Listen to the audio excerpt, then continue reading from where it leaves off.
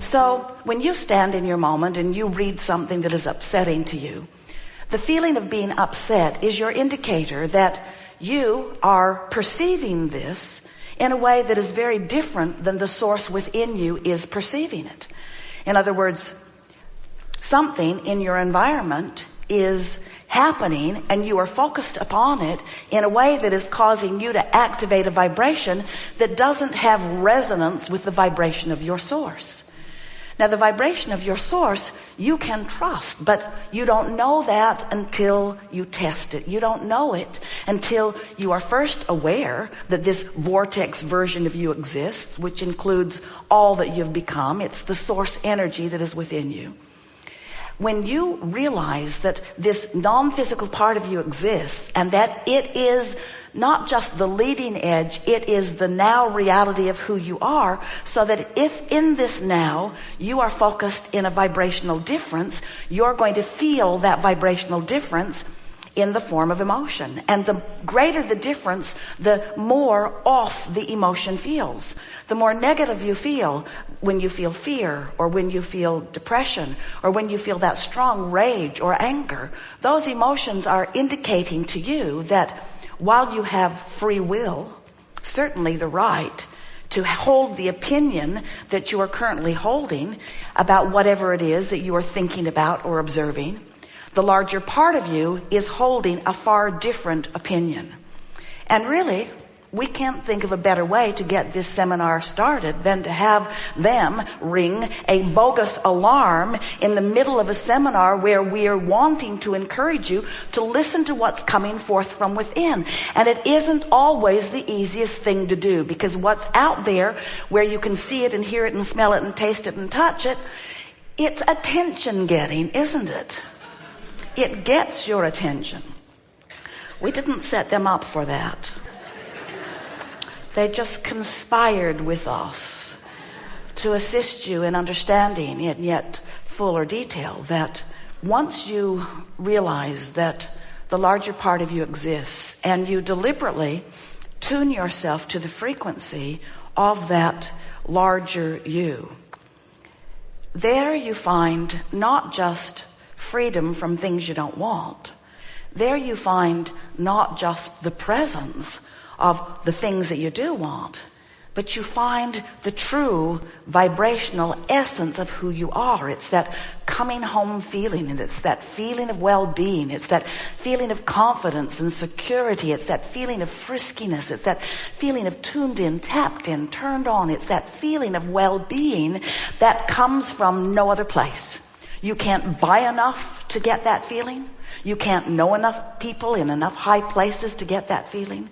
You just can't get that feeling of balance and well-being, of physical, human thriving from any other place other than resonant, vibrational alignment with who you really are. And before you can achieve that alignment, first you got to understand that you here on the leading edge in your physical body actually have the potential of two vibrational vantage points. In other words, the source within you is always going to be offering this vibration of well-being and balance and understanding the value of that which is you. Understanding the value of that which is others too. And when you get crossways of that, when you start feeling competitive, when you feel insecure, when you look at others and you think they're getting a bigger piece of the pie than they deserve, and in their getting it that they're depriving you of yours in some way, when you start feeling any of those sorts of things, you start practicing a vibration that as you keep it going will keep you to some degree separated from the resonance of well-being that is truly who you are and truly reflects and represents everything that you deserve. So we know that we are stretching you into some different ways of looking at things, because unless you are willing to accept that you are a vibrational being who lives in a vibrational universe, then you cannot begin to understand how things are happening in the way they are to you or to anyone else. In other words, until you make the conscious association Between the source energy part of you and the part of you who is here focused in your physical body, you have no real guidance. You can't begin to consistently move in the direction of that which you are becoming.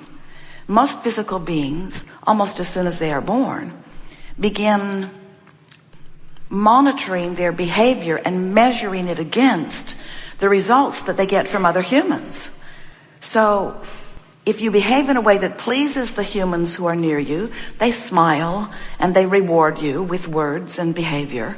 But if you displease them, you know that right away too, because they frown and they withhold and they punish. And so, without meaning to, you've been trained away from your guidance system by well-meaning others who are doing something that is virtually impossible. They're attempting to sort out all manner of manifestation and put it into piles of good and not so good and less good and really less good and terrible. They've sorted out these piles and then they join together in groups as they try to protect their piles. It's such an interesting thing, the limitation of these piles. And what we're encouraging you to do is, rather than trying to join the group with the loudest voice or even the group with the strongest influence on you for whatever reason, we're encouraging you to try to let go of the influence that others have set upon you while you reach for the influence of the source within you. We want you to realize that you were source energy before you came forth into this physical body. And a part of who you eternally are is focused now here in this body. So here you are, just like you knew you would be, sifting and sorting and expanding, coming to constant new conclusions about what would be better, how the world would be better, how government would be better, how your community would be better, how your body would feel better, how your personal circumstances would be better, how this relationship would be better, how that situation would be better, all day, every day, launching those rockets. And what we want you to know is each time you offer one of those requests, it is pure to us. In other words, we stand in your vortex receiving your request. Your inner being becomes the vibrational equivalent of each and every request that you set forth. But as we said at the beginning of our conversation here with you today, often you don't go with your rocket. You stay outside the vortex, so to speak, justifying why you need or why you want the improvement. And as you beat the drum of the injustice that you're living, I don't have enough and it's not fair, and I've never had enough and it's never been fair, and those people around me don't have enough and that's never been fair. What you do, you don't mean to, but what you do is you keep active in yourself a vibration that prevents you from joining the vibration of your desire. That's why your desire doesn't feel good to you.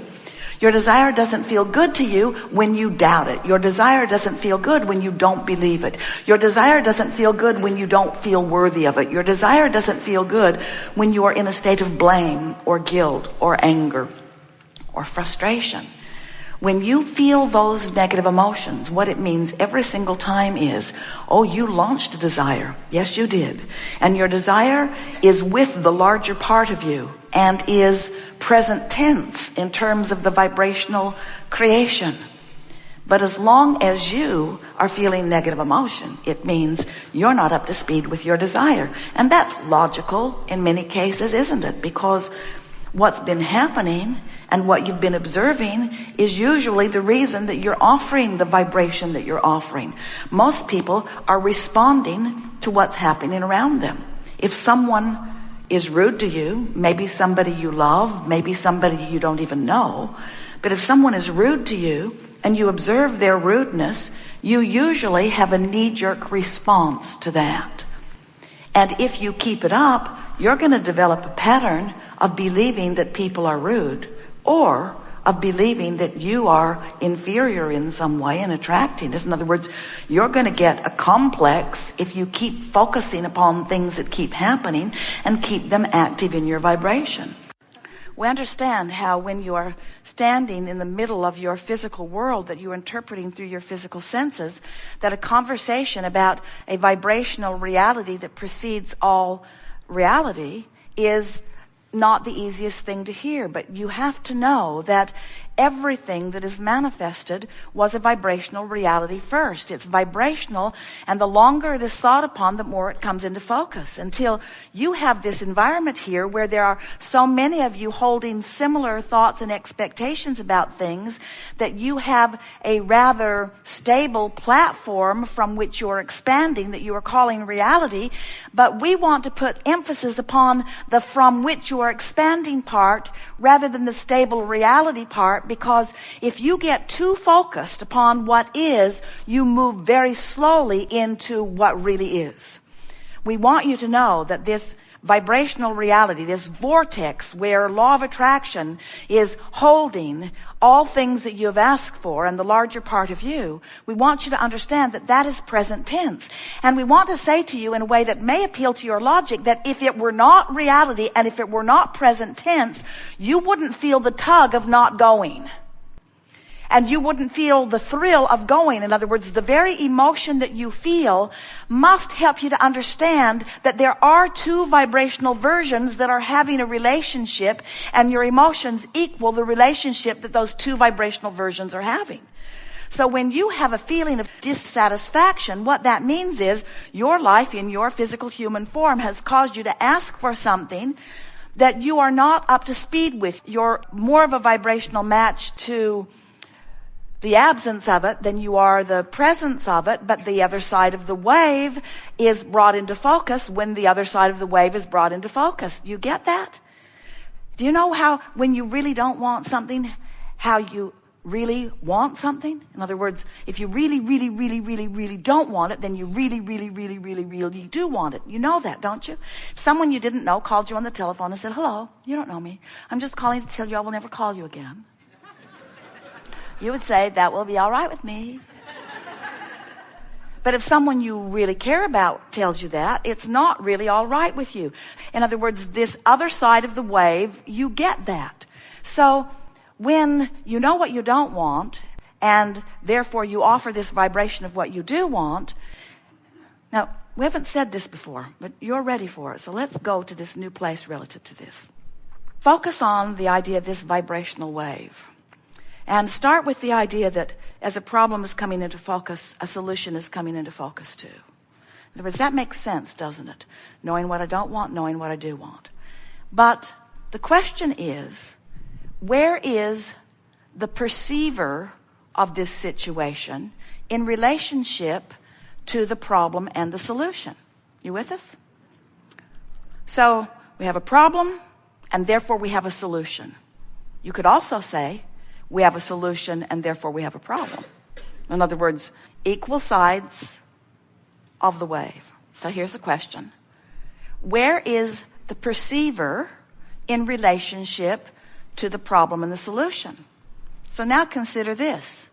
In your situation, at all times, there are two perceivers. There's the you in your human form perceiver, and there's the you, the inner being, God source, God force, soul, perceiver. Well, where source is in this equation is in alignment with what is wanted, because there is no resistance in the vibration of source. So when the desire is there, source is a perfect immediate match to it, and therefore it immediately is present tense. The question that this gathering wants to ask of you and help you to ask of yourself and answer is, biggest question that will ever come to you, where are you as a perceiver in this problem-solution equation? If you are a closer match to the problem, and often you are at the beginning of the launch, you feel the resistance, you feel the strong negative emotion. The more you, as the perceiver, become a match to the solution, the more satisfaction you begin to feel. Make sense? The less discord that you feel. We've been saying this to you in a lot of different ways. But the thing that we so want you to get, leading edge rascals that you are, we want you to understand that as this problem is coming into focus, the solution is too. And you get to choose where in this span